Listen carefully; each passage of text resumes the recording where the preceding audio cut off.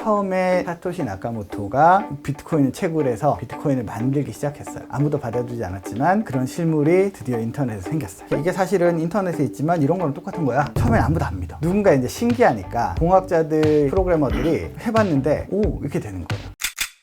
안녕하세요. 남편한 세상의 남중구 변호사입니다. 오늘도 코빗의 피터님을 따라서 커피 한잔 마시고요.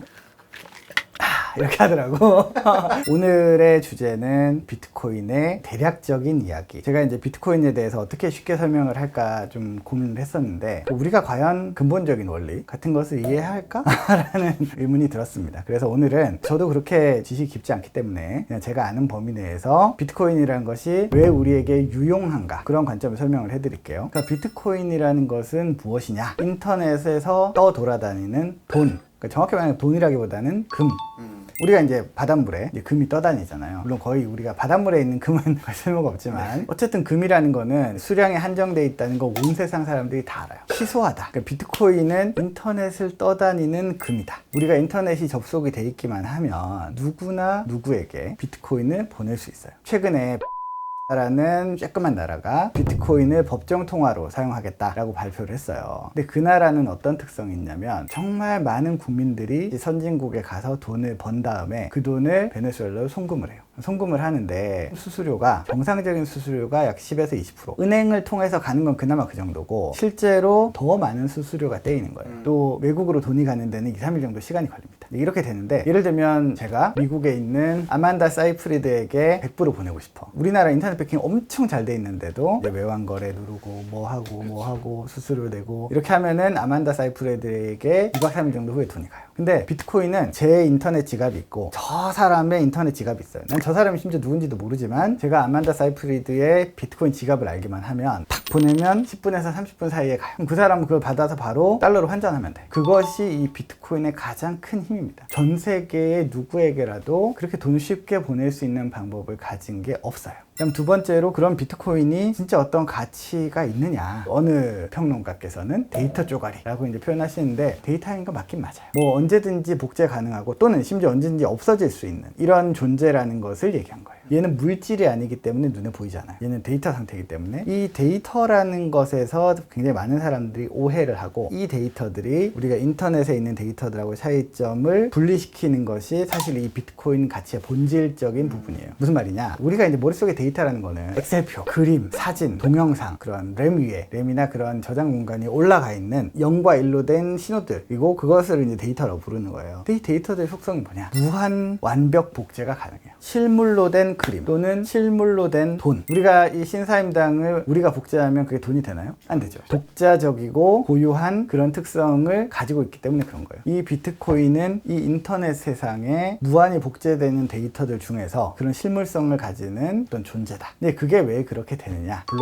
블록체인이라는 시스템이 있기 때문에 여기 있는 요만큼의 비트코인, 반드시 요만큼밖에 없다라는 것을 공학적으로, 수학적으로 보증해줘요. 그런 것들을 바탕으로 이것의 실물성이 확인됩니다. 얘는 어떤 그림은 아니지만 돈 덩어리가 여기에 있다는 거를 온라인에 있는, 인터넷에 있는 누구나 확인할 수 있어요. 그런 것이 이제 비트코인의 실물성이고 굉장히 중요한 속성이다. 그러면 이 비트코인의 가치라는 건 어떻게 생기는 것이냐? 이게 도대체 왜 가치를 지니고 있느냐? 처음에 사토시 나카모토가 비트코인을 채굴해서 비트코인을 만들기 시작했어요. 아무도 받아주지 않았지만 그런 실물이 드디어 인터넷에 생겼어요. 이게 사실은 인터넷에 있지만 이런 거랑 똑같은 거야. 처음엔 아무도 안 믿어. 누군가 이제 신기하니까 공학자들, 프로그래머들이 해봤는데 오, 이렇게 되는 거예요. 근데 이제 비트코인은 마지막에 2140년 경, 그때까지 체결되는 게 2100만 개라고 딱 정해진 프로그램이에요. 진짜 비트코인이 2100만 개밖에 안 나오는데 라는 걸 사람들이 믿기 시작해. 쉽게 말하자면 그것을 갖고 싶은 사람들이 생기기 시작하면 거기에 가격이 붙습니다. 근데 처음엔 아주 미미했죠. 뭐 미미한 가격이 붙어서 맨날 얘기하잖아요. 피자 두 판에 뭐 10,000 비트코인 뭐 이렇게 얘기하잖아요. 처음에는 그런 식으로 거래가 되는데 점점 많은 사람들이 비트코인이라는 게 진짜 좋은데? 이렇게 생각하는 거예요. 그러다 보니까 가치가 조금씩 올라가는 거예요. 오늘 비트코인의 속성의 마지막 희소성입니다. 비트코인의 희소성이라는 것은 프로그램상에서 2100만 개만 찍도록 설계되어 있다라고 얘기해요. 그러면 정말 많은 사람들이 이 프로그램에 대해서 또 가지고 있는 게 있어. 프로그램은 언제든지 바꿀 수 있는 거 아니야? 라는 게 가장 큰 의문이에요. 운영하는 사람들, 채굴자들, 이런 사람들이 그냥 손 모으면 바꿀 수 있는 거 아니야? 뭐 갑자기 엄청 늘어날 수도 있잖아요. 네. 그거의 대표적인 예가 달러입니다.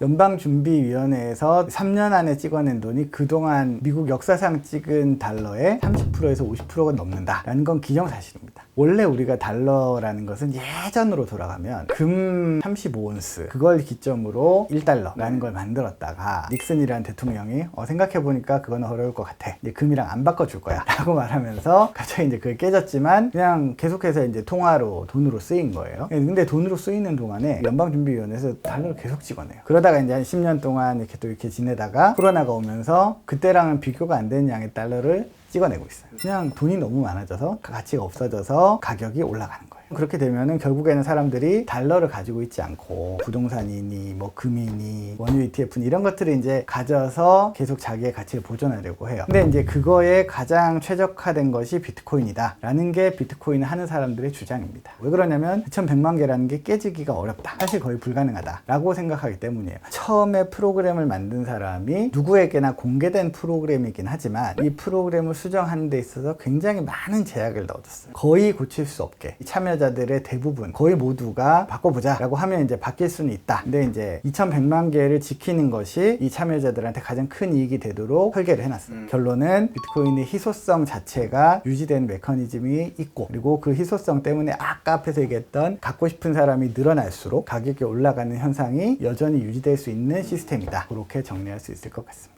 오늘 했던 얘기를 간단히 정리를 해보겠습니다. 아마 비트코인을 잘 아는 분들이나 기술적으로 이해하고 계신 분들이 보기에 제 설명이 너무 단순할 수도 있고 심지어 약간 틀린 데도 있을 수 있어요. 근데 이제 오늘은 기본적으로 비트코인에 접근하고 싶어하는 분들에게 비트코인은 어떤 속성이 있는지를 설명하기 위한 자리니까 틀린 내용들은 댓글이나 이런 곳으로 남겨두시면 충실히 반영해 놓겠습니다. 오늘 했던 얘기를 정리하면 비트코인은 첫 번째로 온라인에 흩뿌려져 있는 금이다. 두 번째는 온라인에 있지만 복제되지 않고 고유한 값이나 가치를 유지할 수 있는 시스템이 구현되어 있다. 그 시스템으로 인해서 더 많은 사람들이 원할 때마다 가격이 상승하는 그런 구조로, 그래서 이제 이것이 어떤 자산으로서 가치를 가지고 있다는 것이고, 마지막으로는 비트코인이 가지고 있는 희소성이 어떤 식으로 생겨나고 그 희소성이 가지는 의미가 무엇인지, 쉽게 말해서 비트코인의 희소성은 프로그램이긴 하지만 거의 고치기가 불가능할 뿐만 아니고 참여자들이 그거를 고칠 이유가 없게 만들어 놓았기 때문에 희소성이 유지가 된다라는 것까지 말씀드렸습니다. 쭉 나눠서 생각해보면 여러분들이 네이버페이든 카카오페이든 또는 카카오뱅크든 그런 곳에 들어있는 돈을 여러분들이 누구한테 보내고 사용하고 하는 거랑 사실은 큰 차이가 없어요. 계좌에 넣어놓은 돈이라는 개념으로 비트코인의 경우에도 비트코인 지갑에 비트코인이라는 게 들어있고 그것이 가치가 보존이 되고 이동하기에 편하고, 그리고 실제로 그것이 현재 어떤 가격을 가지고 있고 희소성을 가지고 있고, 자꾸 이제 많은 분들이 블록체인이 어쩌고 기술이 어쩌고 보안이 어쩌고 채굴이 어쩌고 얘기를 하니까 어렵게 들리지만, 사실은 이 비트코인 자체의 속성은 그냥 그런 거를 이해하시면